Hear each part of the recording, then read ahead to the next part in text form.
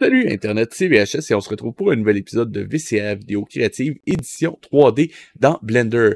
Au menu, aujourd'hui, je voulais vous montrer un nouveau node de texture qu'il y a dans Blender et pour ce faire, on va se faire une petite scène sous-marine, celle que vous voyez présentement à l'écran.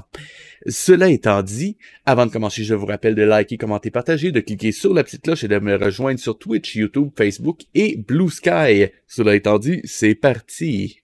Donc, première chose qu'on va faire, on va supprimer notre splash screen et enlever le cube.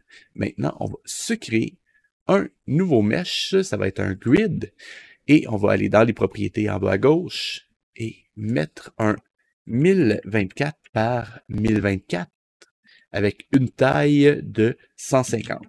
Maintenant que ça c'est fait, première chose, je vais juste attirer votre attention sur un problème que vous risquez de rencontrer. Si je me mets en vue de caméra, 0 sur le numpad, et que je lock ma caméra sur ma vue, voilà. Si je recule ma caméra, vous voyez que mon grid finit par disparaître. La raison, c'est que dans les propriétés de ma caméra, ce que j'ai juste ici, on a ce qu'on appelle le clip start et clip start et clip end, pardon. Donc, ce que ça fait, c'est que tout ce qui est plus loin que 100 mètres de ma caméra ne sera simplement pas rendu. Un peu problématique pour un grid qui a 150 mètres. Donc, on va corriger ça, on va le mettre à 1 km, donc 1000 mètres. Cela étant dit, on va tout de suite aller désactiver le Camera to View, fermer le menu sur le côté et sortir de la vue de caméra. Maintenant que c'est fait, on va se créer un displacement pour notre sol, parce que ceci est appelé à devenir un sol. On s'en va dans les modifiers, on se crée un displacement, voilà, et on se crée à l'intérieur une nouvelle image juste ici. Voilà qui est faite. Une fois qu'on a créé notre texture, ce qu'il faut faire, c'est déjà lui dire que ce sera projeté à travers les UV de notre objet. Et maintenant que c'est fait, on va pouvoir aller dans l'onglet Images, le petit damier qu'il y a juste ici, dans lequel on va pouvoir choisir le type d'image qu'on veut. Donc, dans ce cas-ci, ce sera simplement un cloud, mais on va changer le type de cloud, on va le mettre en Perlin Improved. Donc, Improved Perlin, juste ici. Et on va s'assurer qu'il soit relativement grand, disons un 0.8 à peu près, donc dans ces eaux-là. Et une fois que j'ai ça, on peut retourner dans mon displacement et on peut augmenter sa force un petit peu pour avoir quelque chose qui ressemble à ça.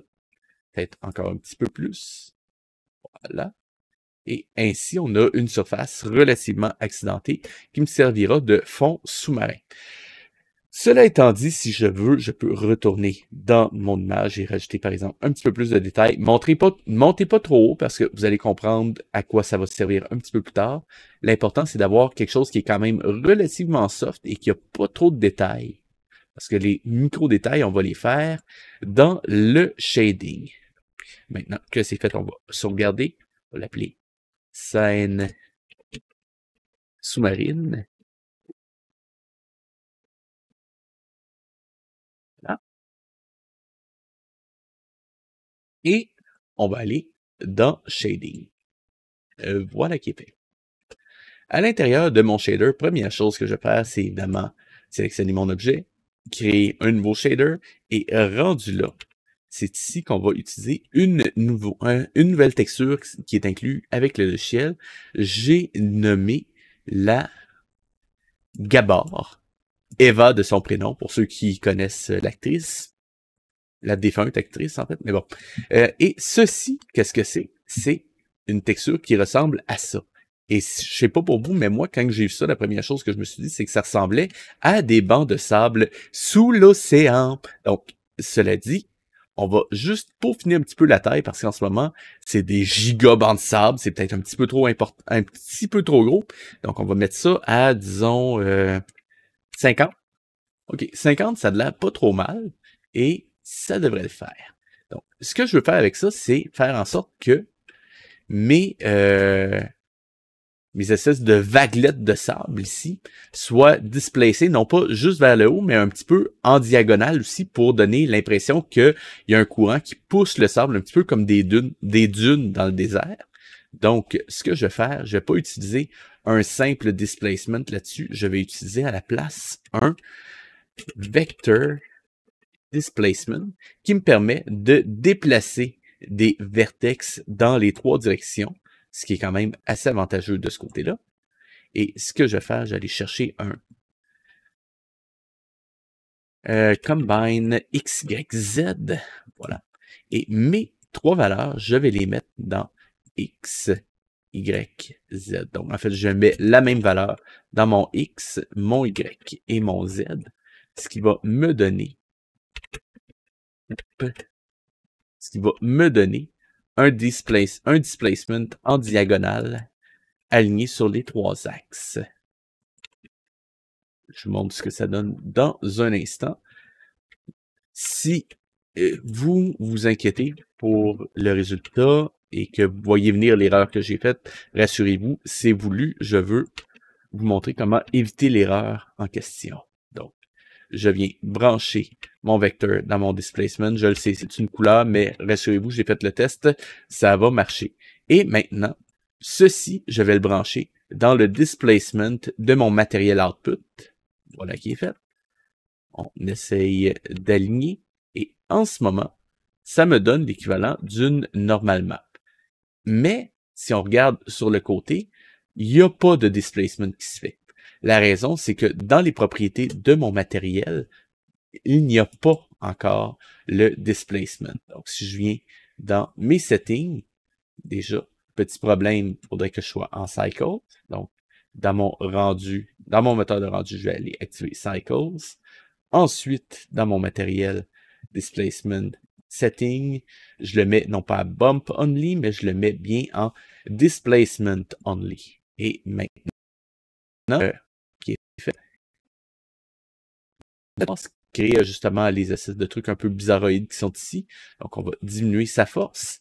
Et pour ça, on peut utiliser le scale, mais moi, ce que je préfère, c'est d'utiliser à la place un vector map. Voilà, juste ici. Et de le mettre en multiply. Voilà. Et si je le mets à 0.15,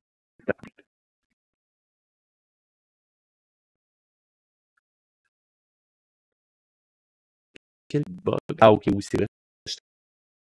On va le mettre à 0.20. Voilà. Si j'ai un rendu, on va voir ce que ça donne. C'est quand même pas trop mal. On voit les espèces de bancs de sable, comme je vous le disais, sont peut-être encore un petit peu gros, donc je pourrais peut-être me permettre de les mettre à 75 en taille. On va voir ce que ça donne. Ah oui, mieux.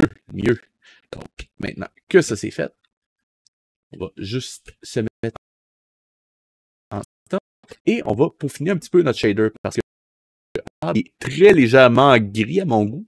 Donc déjà, on va corriger ça un petit peu. On va replacer. Ça, on va essayer de rester autant que possible. Et voilà. Donc, première chose que je veux, c'est utiliser cette même texture-là pour combiner 2 couleurs. Donc, un mix color. Et ce que je vais faire, j'allais brancher ma texture dans mon facteur. Voilà qui est fait. D'ailleurs, je suis content que mon facteur ne soit pas en grève en ce moment, avec la grève de Post Canada. La pognez-vous. Ok, il était nul. Et ça, on va déjà aller et oh. Déjà aller l'aligner correctement. Voilà. Et pour la couleur, pour tout ce qui est dans la couleur ici, on va mettre une couleur sable clair. Donc, on va baisser un petit peu là. Et pour celle d'en bas, on va mettre conseille un peu plus sûr. Pas non plus exagéré, mais quelque chose comme ça devrait le faire. Effectivement, quand même trop. Et pour l'espèce de petite vaguelette un peu bizarre, et quand on continue donc, on s'en fait pas de ce côté-là. On sauvegarde. Et on va rajouter la prochaine étape. Parce qu'en ce moment, j'ai mes vaguelettes, mais mon setup est un peu trop lisse. Donc, je vais aller me chercher un noise. Voilà. Et juste pour qu'on voit ce que je fais, on va le sélectionner dans le facteur. Là, out un petit peu juste pour voir. Et évidemment, il est trop grand. Le but ici est de reproduire. Donc, il faut rajouter du détail en grande quantité comme ça. L'idée, c'est de simuler l'effet de grain de sable. Donc, on va le rajouter beaucoup. En fait, on va le scaler énormément, je devrais dire. Ce consiste de granulosité comme ça. Vous pouvez utiliser les détails et la roughness. Personnellement, je trouve que ça va mieux de simplement sur le scale et de laisser le détail à 0 et la roughness à 0. Donc, dans ce cas-ci, on va essayer de rajouter, je pense qu'un 5 fois ça, ça va être pas trop mal. Dans ce cas-là.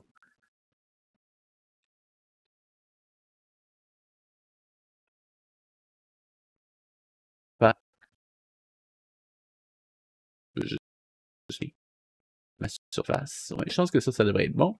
Au pire, on reviendra sur la taille. Maintenant, ce que je vais faire, j'allais me chercher un bump map. Bump. Voilà, juste ici. Et évidemment, on ne le met pas dans normal, on le met dans height.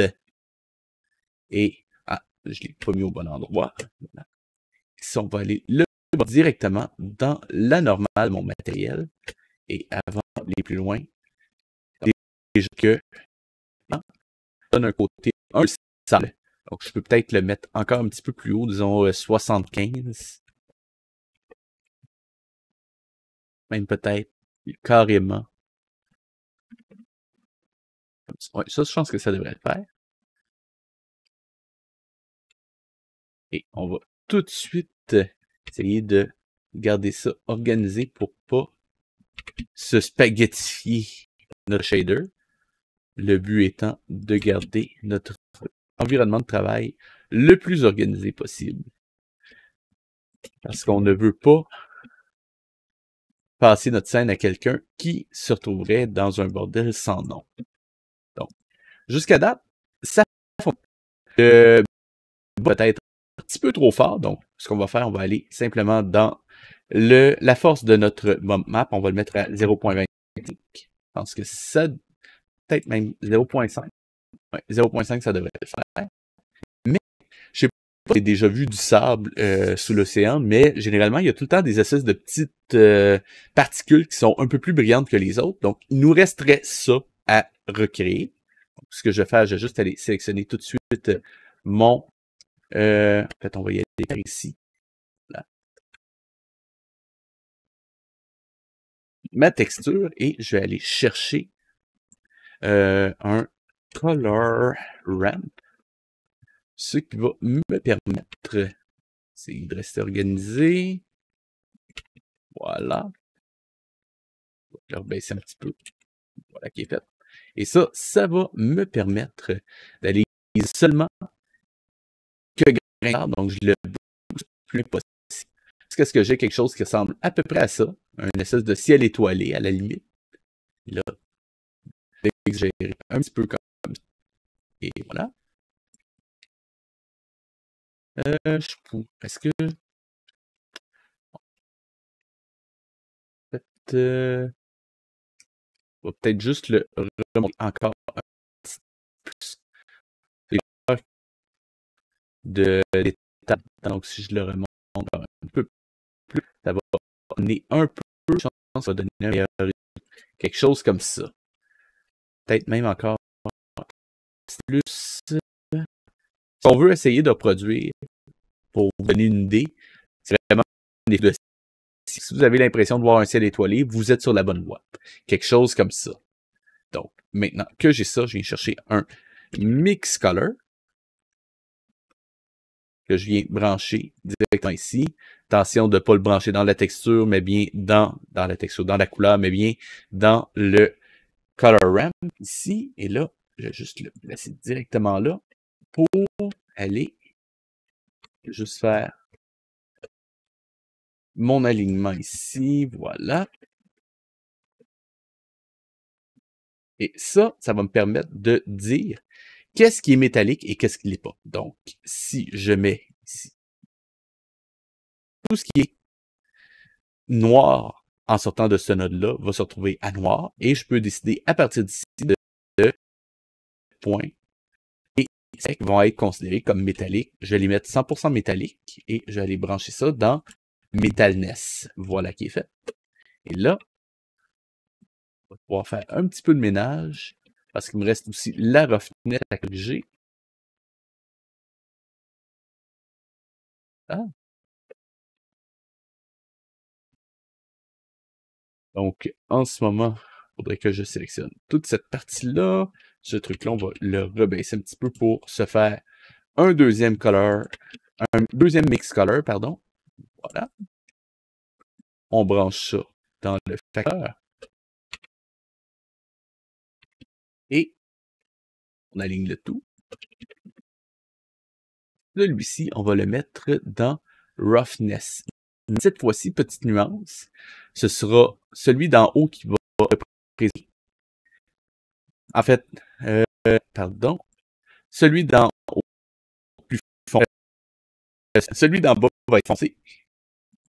Et celui d'en haut, complètement blanc non plus. Comme ça, tout ce qui est en noir ici va avoir plus de roughness et tout ce qui est plus brillant va avoir moins de roughness. Je vais peut-être même le mettre foncé. Voilà. Et de cette façon-là, ça va simuler un petit peu l'éclairage qui est si je viens juste me mettre tout de suite en scene work et si devrait voir j'ai un bon.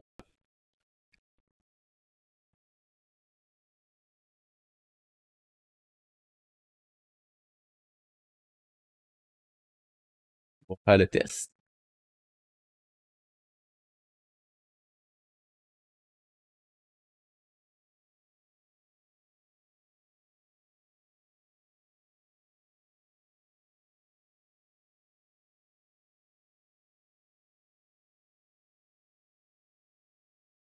Jamais vous trouvez que vos specs sont trop petits ou pas assez visibles. Ce que vous pouvez faire, là, je vais juste replacer la lumière pour commencer pour la mettre à un endroit qui va rendre l'effet plus visible. Petite seconde.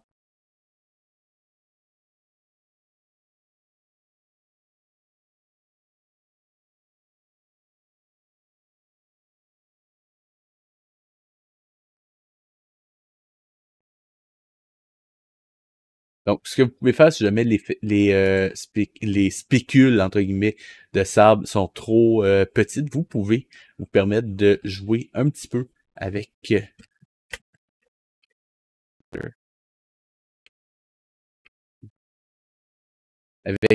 votre color ramp ici pour exagérer la taille. On va y aller tranquillement. On va aller trop fort plus, mais j'aimerais qu'elle reste cible.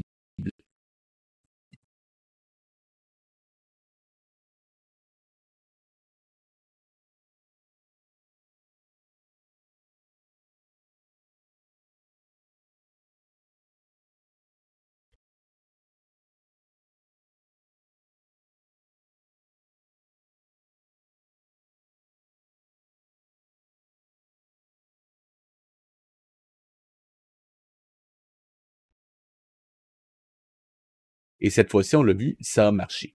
Comme vous voyez, on voit encore beaucoup les polygones, rassurez-vous, c'est totalement normal. C'est juste que j'ai pas encore une subdivision et on va les mettre seulement au moment du rendu. Donc, Maintenant que c'est fait, on a notre matériel de sable, on a notre displacement qui fonctionne. Je vais juste aligner ceci. Et on aura terminé le shader.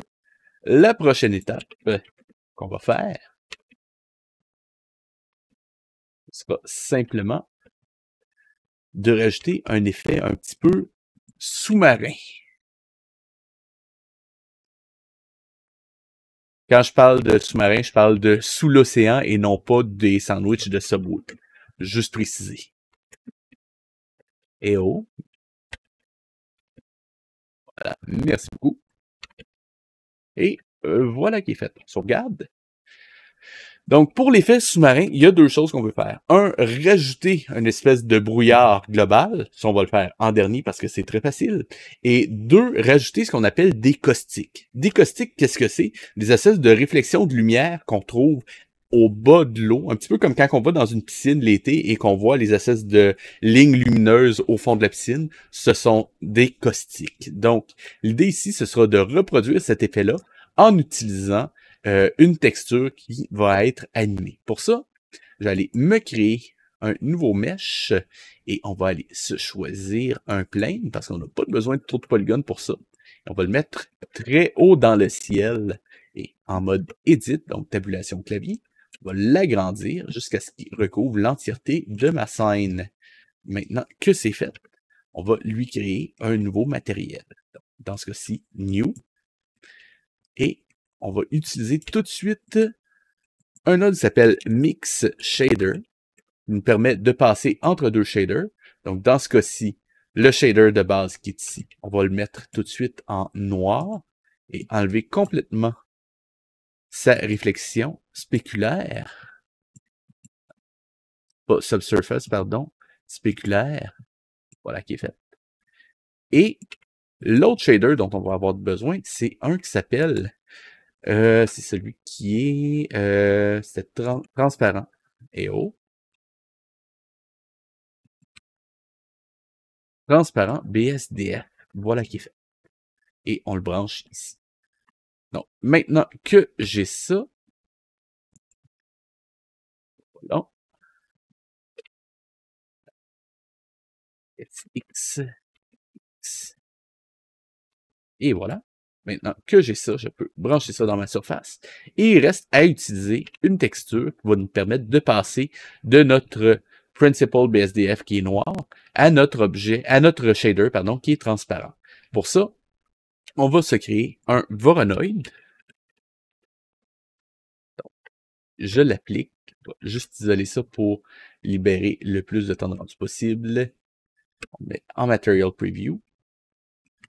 Donc, dans les propriétés de notre Voronoi, ce qu'on veut, c'est aller chercher Distance to Edge, comme ceci, et avoir quelque chose qui ressemble vaguement à ça. Donc, une fois qu'on a ça, on peut augmenter la taille parce qu'on veut beaucoup de détails là-dedans, donc quelque chose qui ressemble à peu près à ça.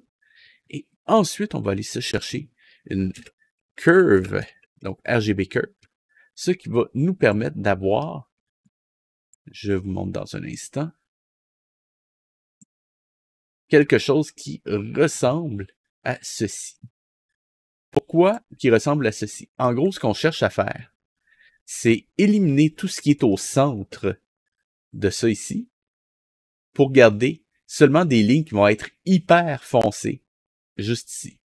Et pourquoi on fait ça comme ça? Si je viens simplement me faire un node invert, juste ici, ça va. C'est sûr qu'il faut que je l'exagère un petit peu plus, mais là, éventuellement, en faisant ça, c'est ça qui va nous donner quelque chose qui ressemble vaguement à des caustiques. Évidemment, je ne peux pas juste dire que ça, ce sera mes caustiques, c'est beaucoup trop régulier pour que ça fonctionne, mais ça va me donner une base qui va être utilisable pour faire des caustiques. Si vous avez suivi la série de tutoriels que j'ai mis en ligne sur YouTube jusqu'à présent, vous savez un peu vers quoi je m'en vais.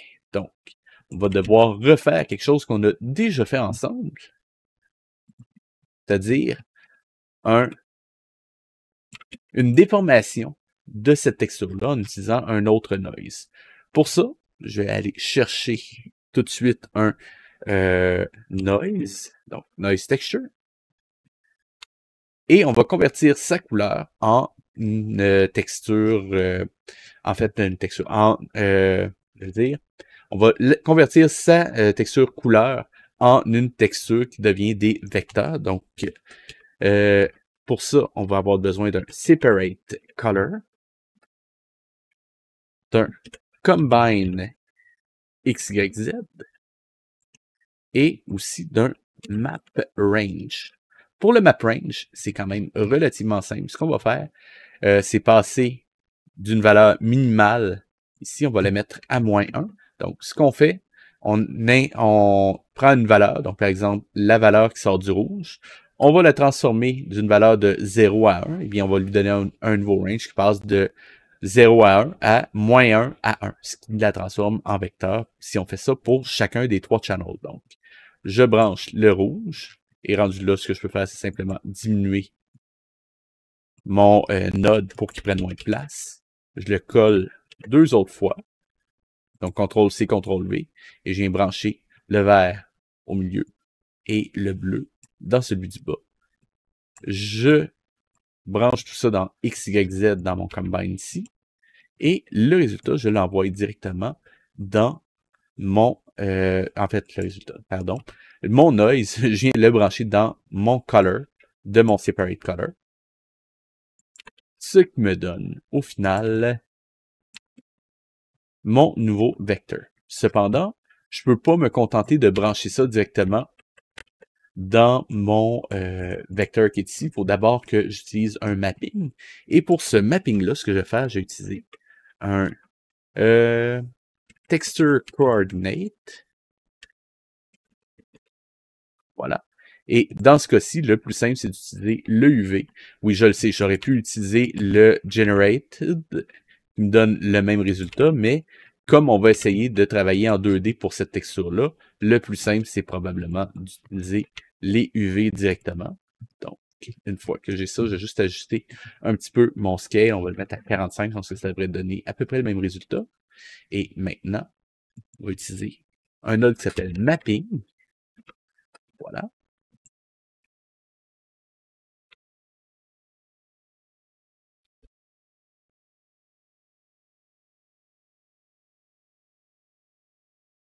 Et de rester aligné. Voilà qui est fait. Et une fois que c'est fait, pour celui-là, il faut pouvoir gérer la déformation. Donc, on va utiliser un vecteur math. Voilà. Et on va le mettre en multiply. Ah. Et je viens brancher le résultat dans ma location qui est juste ici. Ouais, c'est fait. Je peux simplement augmenter tranquillement. En fait, celui-là, on va le laisser à 0. Et celui-là, ces deux-là, on va les mettre très légèrement. Comme je le disais, ça va très très vite, donc on ne le fait pas trop fort. Mais le problème en ce moment, c'est que ma texture est beaucoup trop grosse. Donc, ce que je vais faire, je vais juste augmenter le scale de ma texture jusqu'à ce que j'ai quelque chose qui soit un peu plus raisonnable. Et encore une fois, on voit que ma texture est vraiment trop... mon displacement est vraiment trop fort, donc 0.01. On va voir ce que ça me donne. Ah, là, c'est peut-être un petit peu trop petit. Je pense que ça, c'est quand même pas trop mal. Le mettre à 0.025. Parce que là, on a quelque chose qui est quand même pas trop pire. Seule chose, c'est qu'il y a peut-être un petit peu trop de détails. Si je baisse ça, okay, là, c'est trop fort. Donc, 0.015. Ah, là, je pense qu'on a quelque chose. J'augmente tranquillement la quantité de détails. Parce que c'est trop. Je pense que quelque chose comme ça devrait le faire. Et ça devrait fonctionner pour générer mes caustiques. Le problème que j'ai en ce moment, c'est que ça ne sera pas animé pour l'instant. Donc, ce que je vais faire, donc, déjà ça, le déplacer ici. On va aller brancher ça juste ici. Il va falloir que j'adapte probablement la taille. Ah, quoique non, ça le fait quand même. Quoique, peut-être juste le mettre à 35. Ouais, 35, c'est mieux. Voilà. Ça, voilà qui est fait. Donc, maintenant, ce qu'il va falloir que je fasse, c'est que j'anime mes deux textures, donc celle-ci et celle-ci. Pour ça, c'est pas super compliqué. C'est juste d'utiliser une... Ah non, c'est vrai. Nouveau node qui est apparu dans cette nouvelle version-là de Blender, c'est Time. Qui, voilà. Qui nous évite... Ah non, c'est pas ça. Je vais l'avoir. Moins qu'il ne l'ait mis que dans... Ah, ok. C'était juste en composting. Donc, c'est pas possible de le prendre dans... moins que... Allez voir. Ouais, il semblerait que ce soit juste dans composting. Tant pis. Ils ont rajouté un nouveau node dans composting qui s'appelle Time qui permet de ne pas avoir à faire une clé d'animation, mais c'est pas grave, on va le faire quand même. Donc, j'ai cherché un node value, comme on a déjà fait. Je mets une clé d'animation, clic droit, et insert, je peux l'avoir. Insert keyframe. On va se créer une ligne d'animation. C'est pas long. Timeline, oui, timeline, voilà. On avance d'un frame. Voilà. Et on le met à 1. Clic droit, insert keyframe. Et on va aller se transformer ça en cycle. Donc, contrôle tabulation dans la timeline. Je m'assure que ma valeur est sélectionnée. On sélectionne tout. Key. Interpolation mode, on le met en linéaire. F-curve. Modifier. Modifier. Cycles. Et rendu là, tout ce qui me reste à faire, c'est aller dans Repeat Motion with Offset. Repeat Option. Repeat with Offset. Et maintenant, j'ai ma valeur qui va tout le temps augmenter, qu'importe ce qui arrive. Donc, maintenant, je peux fermer ma ligne d'animation, ma timeline. Et maintenant, il reste juste à rajouter notre displacement, notre déplacement, je devrais dire, dans ce cas-ci, sur nos deux textures. Donc, pour ça, pas super compliqué, on va juste tasser ça un petit peu. On va aller se chercher un vector map. Voilà. Et un combine XYZ. Voilà qui est fait. Pour celui d'en haut, on va aller brancher notre texture ici dans X et Y. Notre texture, pardon, notre valeur ici dans X et Y. Voilà. Et on va aller brancher ça directement dans Vecteur. Cependant, celui-ci, on va pas le mettre directement là, on va le mettre un petit peu plus loin. Toute cette joyeuse bande ici, on va les descendre un petit affaire plus. Les envoyer un petit affaire plus vers la gauche. Voilà. Et on va aller brancher ça juste ici. Là.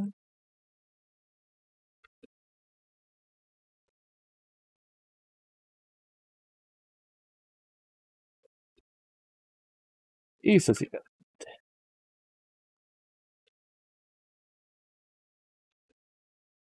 Je vais garder mes trucs alignés. Et maintenant, c'est celui-ci qu'on va brancher dans location.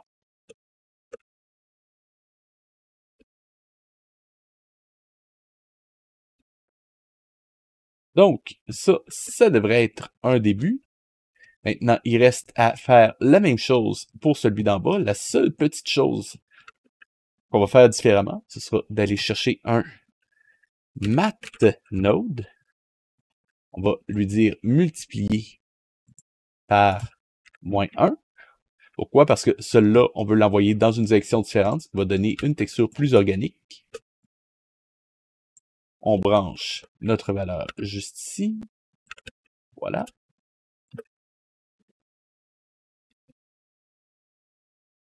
Et, encore une fois, combine x, y, z, on met ça x, y.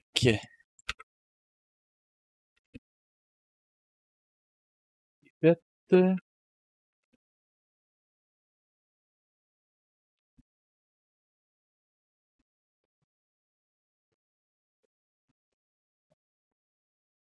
Cela.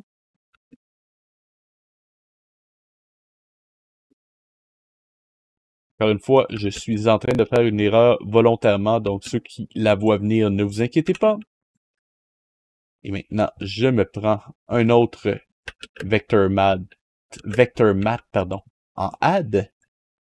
On branche ceci dans ce vecteur-là, ce qui va me permettre...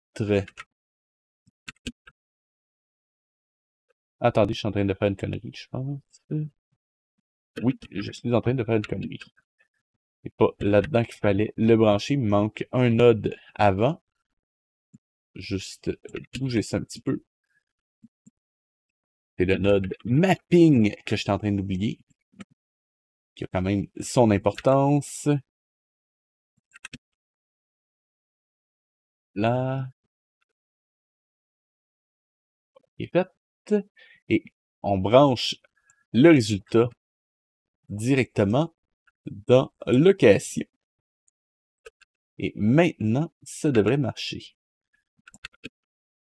Cependant, comme je le disais tout à l'heure, j'étais en train de faire une erreur de façon totalement volontaire, que si j'appuie sur play, oulala, c'est trop rapide. Rassurez-vous, c'était voulu. C'était pour vous montrer comment corriger justement la vitesse de notre animation. Et l'idée, c'est simplement d'utiliser un autre node de math en multiply qu'on vient brancher directement après notre valeur. Et on va la mettre à 0.1, par exemple, en termes de vitesse. Ce qui va permettre de choisir la vitesse exacte à laquelle notre scène va se dérouler. Comme on veut un aspect un peu calme et contemplatif, on veut quelque chose de lent et contemplatif. Encore une fois, c'est trop lent, c'est trop rapide. Voyons voir. Ah, là, ça commence à être un peu plus lent. On va le mettre encore plus lent. Ah, là, on commence à voir quelque chose. C'est peut-être une petite affaire trop lent. Donc, on va le mettre un petit peu plus vite. Ah, là, on commence à voir quelque chose. Peut-être encore un tout petit peu. Disons, quelque chose comme ça. Ça devrait le faire. Ouais, ça, c'est bon.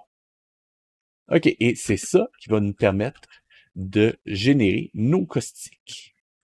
Et ça, on vient le brancher. Donc, tout ce joyeux script-là qu'on a fait ensemble, on vient le brancher directement dans notre mix shader, dans le factor. Et maintenant, on met ça dans Surface.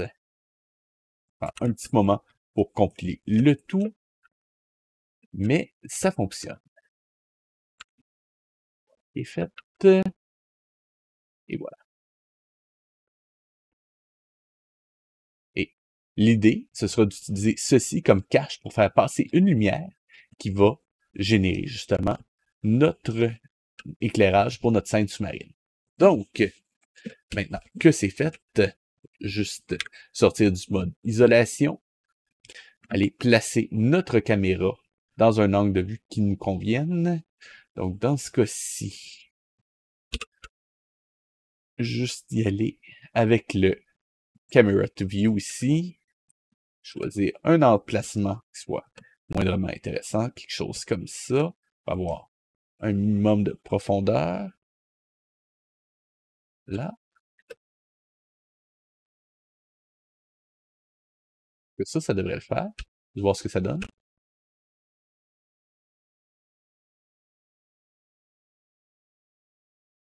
C'est vrai que j'avais pas fait l'éclairage encore, mais c'est pas grave. On enlève ça. On va commencer par ça. Et notre lumière, évidemment, on va la mettre bien au-dessus.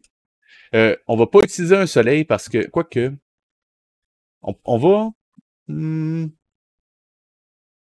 qu'on essaye je vais essayer un soleil, juste pour voir. Je vais dire que ça marcherait pas, mais ça peut peut-être marcher. On va voir ce que ça donne.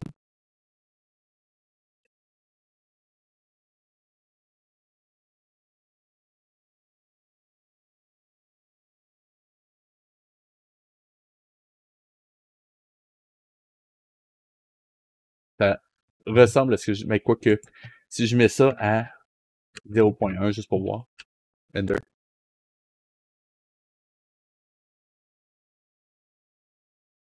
Ça commence à ressembler. Donc, le problème que j'ai avec le soleil, c'est que ça va éclairer l'ensemble de la scène et ça va passer. Enfin bon, ça peut être un petit peu chiant à gérer, mais si je le mets directement au-dessus, ça devrait le faire. Donc, on va juste lui donner une rotation de 0 partout et aller voir ce que ça donne. Je pense que ça devrait le faire. Render. Ça le fait. Ça le fait.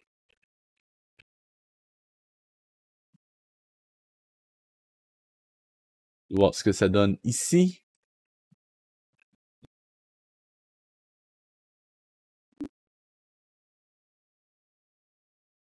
Ça le fait. On sauvegarde. Et on va terminer un petit peu notre éclairage très rapidement. Donc, vous allez voir, ce ne sera pas super long. Première chose, on va se créer un très gros cube. Voilà. Toujours scalé en mode edit, je vous le rappelle. Et on va le sortir légèrement. Quoique, on va juste aller, juste pour être sûr que ça fonctionne et qu'il n'y a pas de bug. Je vais inclure la lumière dans mon cube. Quelque chose comme ça. Et celui-ci, on va lui donner un nouveau shader, New. On enlève le shader original, voilà qui est fait. Et ce que je vais lui donner, c'est un Principal Volume qu'on va brancher non pas dans Surface, mais bien dans Volume. Et si on regarde le résultat, je garde une certaine distance pour bien voir.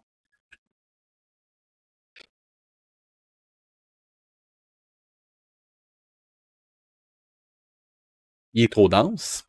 Donc, on va diminuer la densité. On va le mettre à 0.1.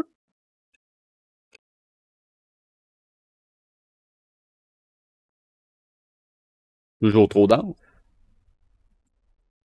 0.01.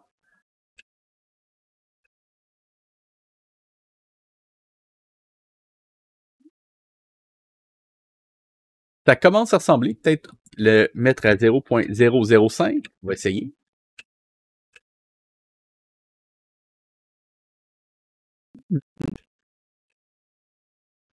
Ça le fait. Seul petit truc pour la couleur, on va peut-être lui mettre, juste pour voir, un bleu, pour voir ce que ça donne. Render.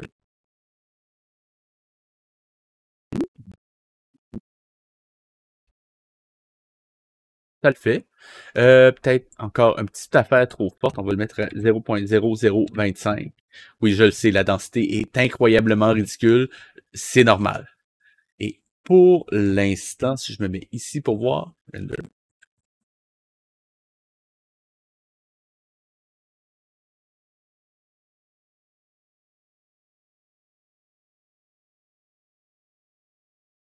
Le seul problème, c'est qu'on voit pas les caustiques, donc on va juste mais on voit pas on les voit au sol, mais on voit pas l'effet de caustique dans l'atmosphère, on va dire. Donc, ce que je vais faire, je vais juste rechoisir un autre angle de vue, ce sera pas long. Donc, View, Caméra, mettre,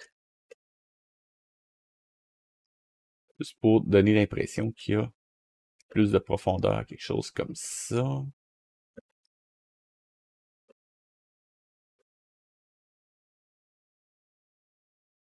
Là.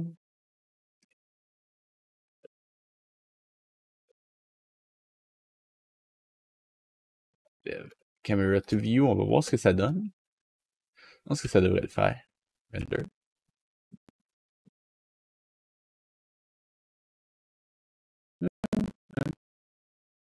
En fait,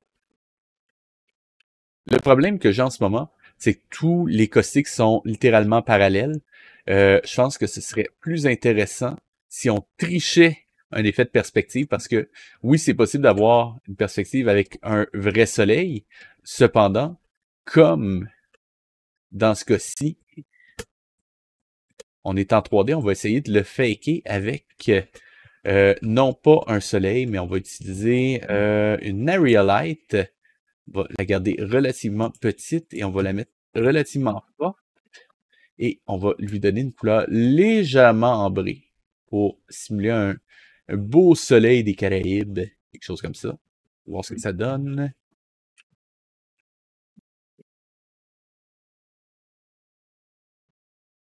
Pas assez fort. Mieux, mieux. Ça sent bien. Et là, je me rends compte que ma texture de sable est vraiment trop petite. Donc, on va juste aller diminuer ça. Je vais le mettre à, disons, 35.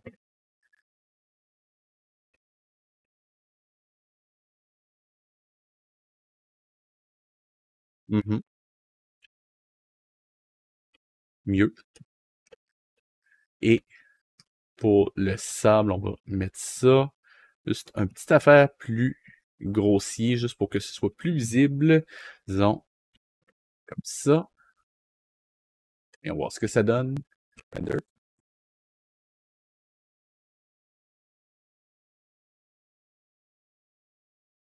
Ça devrait faire.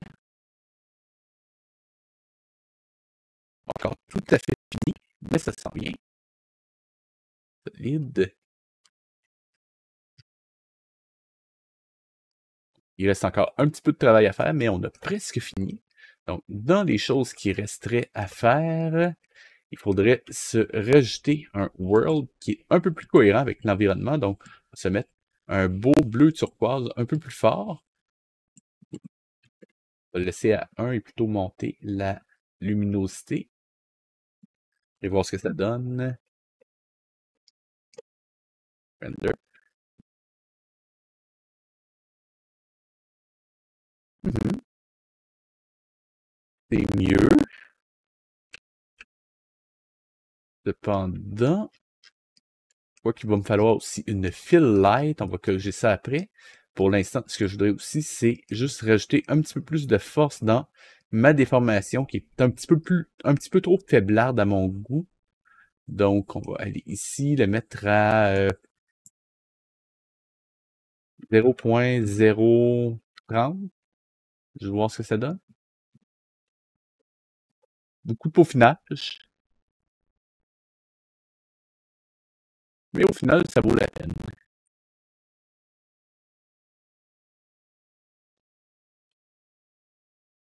Ça devrait le faire. Le displacement est peut-être un petit affaire trop forte sur le sable. Donc, ce que je vais faire, j'allais ben, c'est un petit peu le scale. On va le mettre à 0.5 ici. Ça, je pense que ça devrait être bon. Ensuite, il resterait juste à rajouter une fill light. Pour ça, je vais aller la placer à peu près au même endroit que ma caméra. Cursor to selected. Add. Et on va aller choisir une area light. En fait, non, je vais y aller avec une point light. Ça va être un peu plus simple à gérer. Ça va y mettre dans toutes les directions. Et on va là. Il m'a pas créé ma point light. Add light point. Ah non, il l'a créé. C'est moi qui est con. Voilà. Dans lumière, on va la mettre un petit peu plus grande. Je vais avoir quelque chose de relativement comment je dirais ça? Relativement diffus pour pas projeter d'ombre ou pas trop d'ombre. Voilà. Et on va la mettre plus forte. Voir ce que ça donne. Render.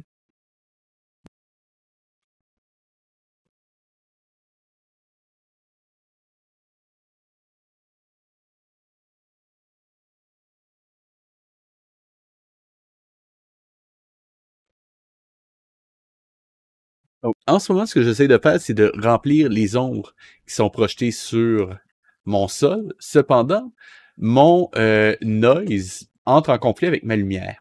Donc, ça va me permettre, comme si c'était prévu à la base, de vous montrer un autre petit truc qui existe qui s'appelle le light linking. Donc, ça me permet de choisir qu'est-ce qui sera affecté par ma lumière et qu'est-ce qui ne le sera pas. Donc, le light linking, vous le trouverez dans les options de votre lumière. Donc, je sélectionne ma lumière. Je vais aller directement dans l'onglet de propriété de mon objet. Je descends jusqu'à Shading et à l'intérieur, je retrouve un onglet qui s'appelle Light Linking dans lequel je peux créer une nouvelle collection.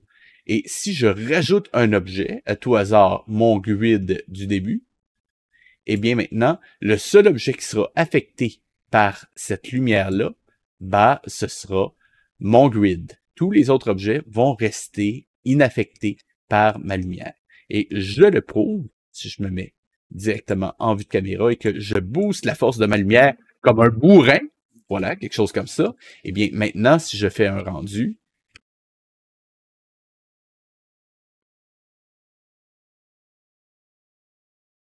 la seule chose qui est affectée par ma lumière, c'est donc mon sol qui est juste ici. Donc dans ce cas-ci, on va le mettre un petit peu plus raisonnable. Donc, ah, peut-être juste un de plus, on va voir ce que ça donne.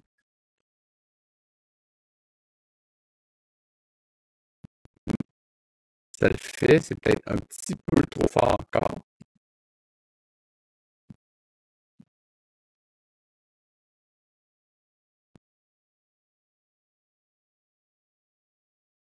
Mieux, et juste pour que ce soit dans la même thématique, on va aller chercher un beau turquoise, pas trop saturé quand même, un petit peu moins fort ici, voir ce que ça donne.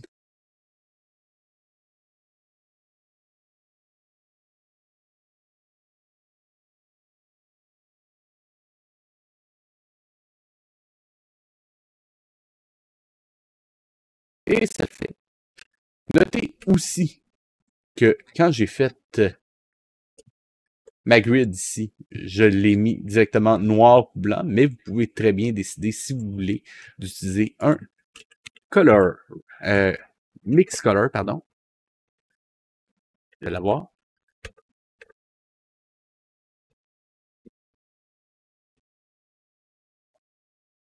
On va brancher dans le mix, dans le facteur. Voilà. Juste pour dire que tout ce qui est blanc va évidemment rester blanc, mais ce qui est noir peut être partiellement transparent, juste pour avoir quelque chose d'un peu plus doux. Quelque chose comme ça. Là, à ce moment-là, je pourrais dire que je n'ai plus besoin de ma lumière qui est ici, ou je peux la mettre simplement beaucoup moins forte. Donc, disons, un 1000 comme ça devrait suffire. Et si on regarde le résultat,